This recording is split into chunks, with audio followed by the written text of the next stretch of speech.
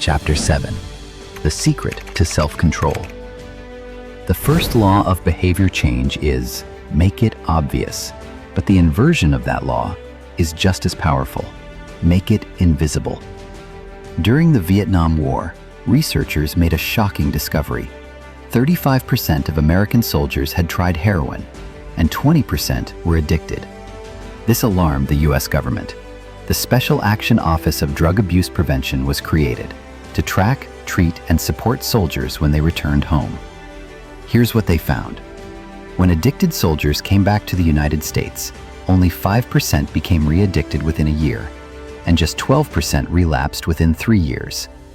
In other words, 9 out of 10 soldiers who had used heroin in Vietnam were able to quit almost overnight. Why? Because their environment changed completely. In Vietnam, heroin cues were everywhere: easy access, constant stress from the war, and friends who were also using. Back home, those triggers were gone. No cues, no cravings. This is the real secret to self-control. Spend less time in tempting situations. Don't rely on willpower alone. It's a losing game.